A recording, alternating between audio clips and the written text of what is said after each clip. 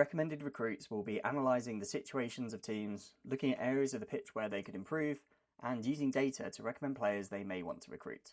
Today's team is Arsenal. Welcome to Recommended Recruits. Arsenal are the champions of Europe after beating Barcelona in the Champions League final in May.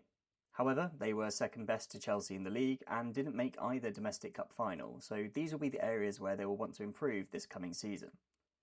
In terms of their squad, they currently have high quality in every position. Most positions have decent depth, aided by the fact that a number of players can play in multiple positions, such as Katie Reid at right back or Alessia Russo dropping back into attacking midfield. To improve their squad, Arsenal will need to recruit players that would either be in the conversation for a World 11, provide better depth in certain areas, both in quality and quantity, or be a young player with high potential to help with future planning. I've identified 4 main areas in which Arsenal could focus their recruitment efforts. One of those is right wing, but as it's looking like Chloe Kelly could be signed permanently, I'm going to leave that one. However, I will go through options for the other 3: centre back, right back, and defensive midfield. Centre back. Leah Williamson is one of the world's best centre backs, but Arsenal don't currently have the perfect profile of player to fit alongside her. Steph Catley has impressed at left back this season, and it's been useful to have a left-footed player in that position, but she doesn't have the physical profile desired. Lotte Wubben-Moy has height and the passing profile, but is right-footed. Katie Reid is another tall option, but has little first-team experience and isn't ready to start week in, week out in a title-challenging side. Finding players that fit the bill is easier said than done. There aren't many elite-level left-footed centre-backs, never mind ones with height that are also good on the ball. The ideal signing would probably be the Brazilian Tarcian, but as she signed for Lyon for a fee of $800k in February and her contract runs until 2029, she would likely break the bank and potentially not even want to join. Lisa Durm of Hoffenheim would also be a great signing, but as she signed a 2-year contract extension in May, she's also unlikely to move. Therefore, my recommendation is Manchester City's Rebecca Knack. She is left-footed, tall, and has first-team experience in the WSL, as well as on the international stage with Germany after making her international debut this year. She turns 29 this summer, so is in her peak years. If we look at how her numbers compare to other centre-backs, we can see that she is an elite player in her position. She not only is often in possession, but has high numbers for carries and passes completed. She wins a lot of aerial duels, is a competent 1v1 defender, and scores at a rate that many forwards would be happy with.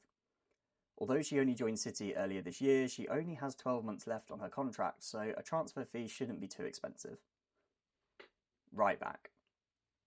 Emily Fox played an incredible number of minutes for club and country this season, a level that will likely lead to overloading and injuries if continued.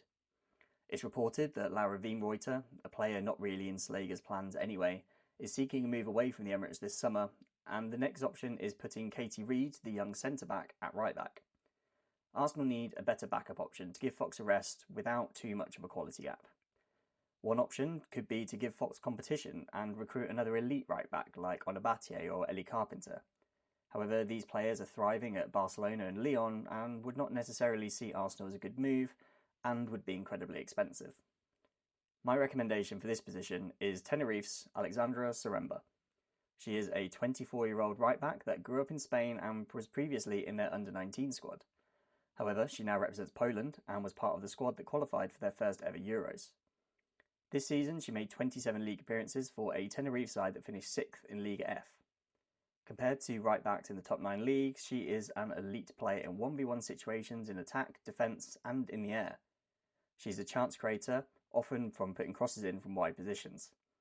She still has 2 years left on her contract, but as she is at a lower level of club, her transfer fee is likely to be affordable for a club like Arsenal.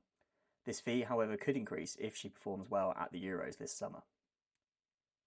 Central midfield. Arsenal's holding midfielder is an ageing position. Kim Little has had a phenomenal season alongside Mariona Caldente, but the Scot will turn 36 by the time her contract expires next summer. The next option for a holding midfielder is currently Leah Valti, a solid option, but at 32 she is not one for the future. Arsenal do have younger midfield players like Kyra Cooney-Cross and Victoria Pelova, but they're better in more creative roles rather than holding midfield. With this in mind, Arsenal could do with a younger option in that position, ideally someone that has good defensive numbers and will mop up in behind other midfielders, but also able to progress the ball forward when needed. Lena Oberdorf is the money no object option. The 24-year-old is already considered one of the world's best holding midfielders and has over 50 caps for Germany, despite being out injured since last summer.